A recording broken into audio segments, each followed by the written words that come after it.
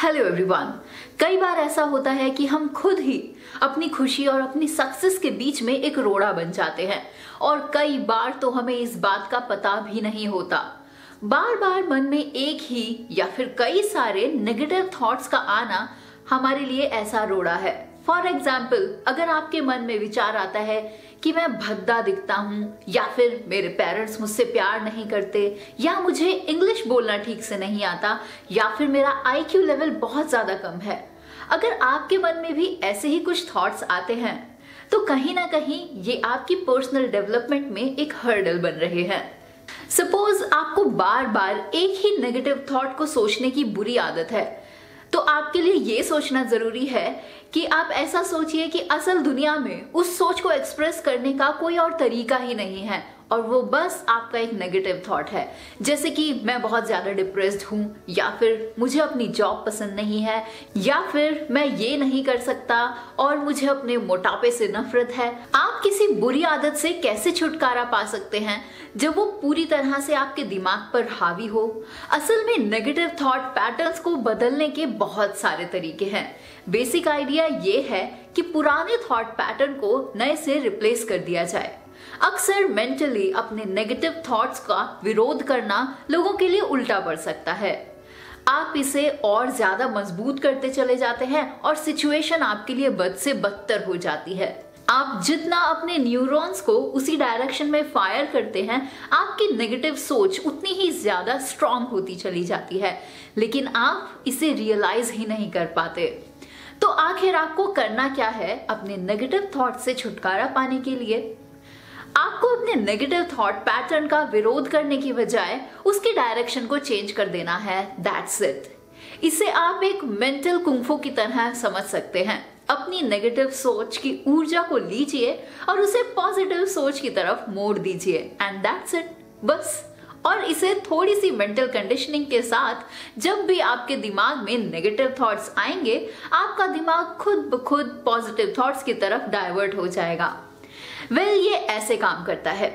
इसके पीछे की साइकोलॉजी को समझना भी आपके लिए बहुत ज्यादा जरूरी है। मान लीजिए आपका कोई नेगेटिव थॉट एक सब वोकलाइजेशन है, मतलब आपको अंदर से ही एक आवाज सुनाई देती है जिसे आप बदलना चाहते हैं, जैसे कि मैं इडियट हूं।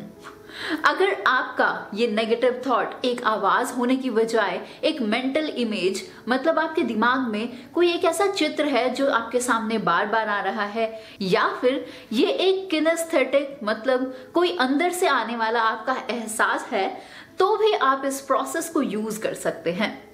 कई मामलों में आपका विचार इन तीनों का कॉम्बिनेशन भी हो सकता है।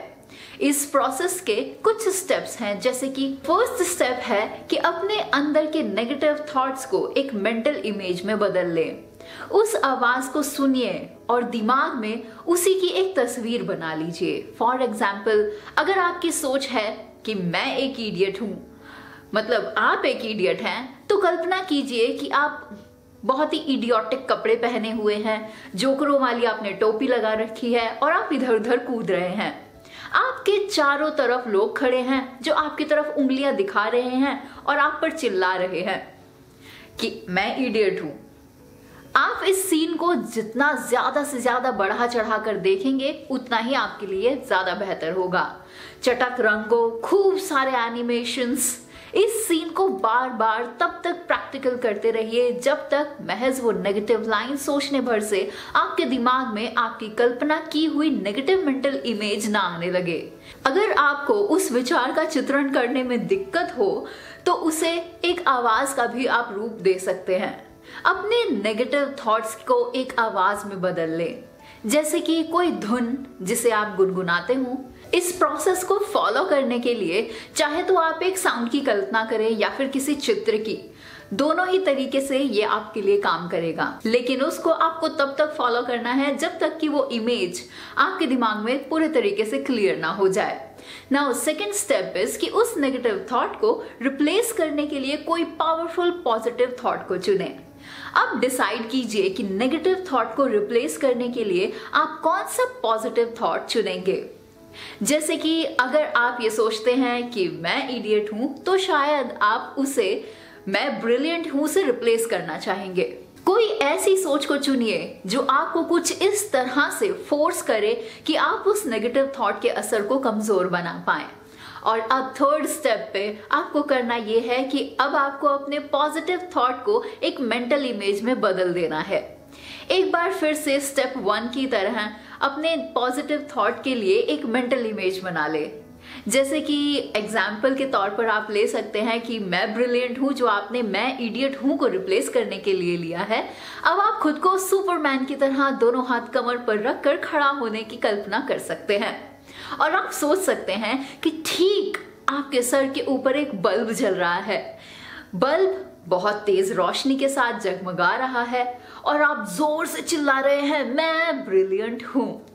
इसकी प्रैक्टिस आपको तब तक करनी है जब तक महज वो पॉजिटिव लाइन सोचने भर से आपके दिमाग में उसकी कल्पना ना होने लगे, कि वो एक पॉजिटिव मेंटल इमेज आपके दिमाग में ना आने लग जाए। आपको तब तक इस प्रोसेस को करना है। नाउ फोर्थ स्टेप में अब दोनों मेंटल इमेजेस को एक साथ जोड़ दीजिए। अपने स्टेप 1 और स्टेप 3 में जो आपने मेंटल इमेज सोची है, दोनों को अपने दिमाग में चिपका दीजिए। ये ट्रिक चेनिंग नाम की मेमोरी टेक्निक में प्रयोग होती है। इसमें आप पहले चित्र को दूसरे से परिवर्तित कर दीजिए। मेरा सुझाव आपसे ये होगा कि आप इसे एक एनिमेटेड मूवी की तरह कीजिए। इसमें आपको पहले नेगेटिव पिक्चर और लास्ट में पॉजिटिव पिक्चर के सीन को इमेजिन करना है। बस आपको बीच में एक छोटा सा एनिमेशन भरना है। फॉर एग्जाम्पल, पहले सीन में आपके इडियट वर्जन पर कोई एक लाइट बल्ब फेंकता है और उस बल्ब को कैच कर लेते हैं आप, और उसे पकड़ते ही वो बल्ब बड़ा होने लगता है और इससे इतनी तेज रोशनी निकलने लगती है कि आपको घेरे हुए लोग चौंधिया जाते हैं। और तब आप अपने मूर्खतापूर्ण कपड़े फेंक देते हैं और अचानक से चमचमाते सफेद कपड़ों में आप प्रकट हो जाते हैं। आप सुपरमैन की तरह पूरे आत्मविश्वास के साथ खड़े हैं और आप जोर से चिल्ला रहे हैं कि मैं ब्रिलियंट हूं। और फिर वो लोग अपने घुटनों के बल आपके सामने बैठ जाते हैं और आपकी पूजा करने लगते हैं। और एक बार फिर आप इसे जितना बढ़ा चढ़ाकर सोच सकते हैं, आपको उतना सोचना है। बढ़ा चढ़ाकर सोचना आपको सीन्स को याद रखने में मदद करेगा, क्योंकि हमारा दिमाग अनयूजुअल चीजों को याद रखने के लिए बहुत हद तक डिजाइंड होता है। एक बार जब आप पूरा सीन कंप्लीट कर लें तो फिर बार बार इसे अपने दिमाग में दोहराइए ताकि उसमें थोड़ी स्पीड अप हो जाए। इस सीन को शुरू से अंत तक तब तक इमेजिन करते रहिए जब तक कि आप पूरा का पूरा सीन 2 मिनट में कंप्लीट नहीं कर लेते। आइडियली 1 मिनट में। ये बिजली की तेजी के साथ होना चाहिए और वास्तविक दुनिया से कहीं ज्यादा तेज। नाउ 5th स्टेप में आपको अपने आप को टेस्ट करना है। अब आपको अपने मेंटल रीडायरेक्ट को टेस्ट करना है कि ये काम कर रहा है या फिर नहीं। ये बहुत हद तक HTML रीडायरेक्शन की तरह होता है। जब आप पुराना नेगेटिव URL इनपुट करते हैं तब आपका दिमाग उसे ऑटोमेटिकली पॉजिटिव की तरफ रीडायरेक्ट कर देता है। नेगेटिव थॉट के दिमाग में आते ही तुरंत पॉजिटिव थॉट आपके दिमाग में आ जाने चाहिए। अगर आपने ये सही से प्रैक्टिस किया है तो ये ऑटोमेटिकली होने लगेगा। नेगेटिव थॉट दिमाग में आते ही पूरा का पूरा सीन आपके दिमाग में घूम जाएगा। इसीलिए आप जब भी ये सोचेंगे कि मैं इडियट हूं, भले ही आप पूरी तरह से अवेयर ना हो, फिर भी आप ऐसा सोच रहे हैं, तो आप अंत में खुद को ये सोचता हुआ पाएंगे कि मैं ब्रिलियंट हूं। अगर आपने पहले कभी ऐसा विजुअलाइजेशन नहीं किया है तो आपको ये सब करने में थोड़ा समय लग सकता है, लेकिन स्पीड प्रैक्टिस के साथ ही आएगी। एक बार अभ्यास हो जाने के बाद सारी चीजें सेकंड्स में हो जाती हैं। पहली बार करने में चीजें थोड़ी धीमी गति से होंगी, इससे डिस्करेज बिल्कुल मत होइएगा। किसी भी स्किल की तरह इसे भी लर्न किया जा सकता है और शायद पहली बार सीखने में आपको ये कुछ अटपटा लग सकता है, लेकिन मेरा सुझाव ये है कि आप अलग अलग तरीके की कल्पना के साथ एक्सपेरिमेंट कीजिए। आपको अपनी कुछ इमेजिनेशंस बाकी इमेजिनेशन से सही लगेंगी। वहीं एसोसिएशन वर्सेस डिसएसोसिएशन पर आपको खास ध्यान देना है।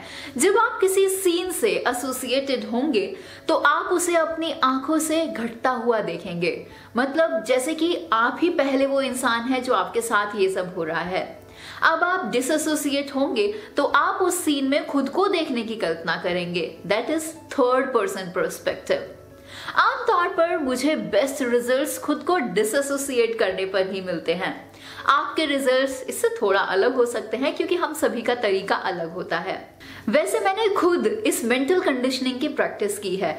जब भी मुझे इस तरह के कोई नेगेटिव थॉट्स परेशान करते थे तो मैं उन्हें तेजी से चुन लेती थी और उनकी दिशा को बदल देती थी।